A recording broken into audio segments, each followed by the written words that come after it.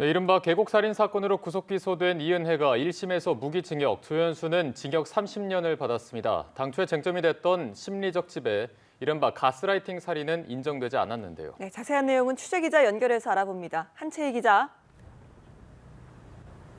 네, 오늘 법원이 이른바 계곡살인 사건의 피고인 이은혜와 조연수에게 실형을 선고했습니다.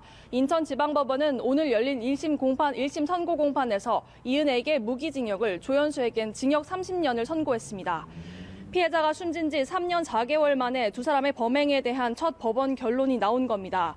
법원은 두 사람의 범행이 심리적 지배, 이른바 가스라이팅 살인은 아니지만 부작위에 의한 살인에 해당한다고 봤습니다.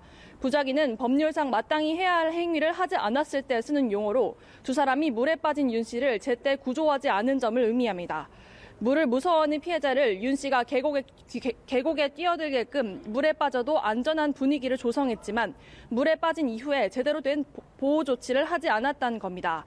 법원은 또 이 씨가 윤 씨와 교제를 시작한 이후 사망 직전 그리고 이후까지도 윤 씨를 경제적 착취 대상과 도구로만 여겼다는 점을 강조했습니다. 윤 씨에게서 생활비와 유흥비를 충당했던 이 씨가 윤 씨의 파산으로 어려워지자 생명보험금 8억 원을 타기 위해 결국엔 사망에 이르게 했다는 점에서 죄질이 불량한 계획범죄로 봤습니다. 구체적으로 이 씨는 조 씨와 공모하여 보거독이 담긴 매운탕을 먹이고 낚시터 저수지에 빠뜨리고 계곡에 가는 등 총 3차례에 걸쳐 범행을 계획하다 사망에 이르게 한 겁니다. 다만 검찰이 기소 당시 적용했던 가스라이팅 살인은 인정하지 않았습니다.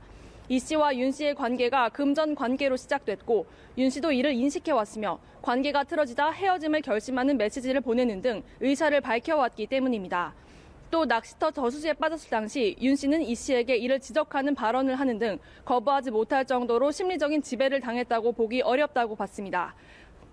윤 씨의 유가족은 이번 판결을 두고 부작위 살인이지만 자기에 준하는 형량이야 만족한다며 법원의 판결을 존중한다고 입장을 밝혔습니다.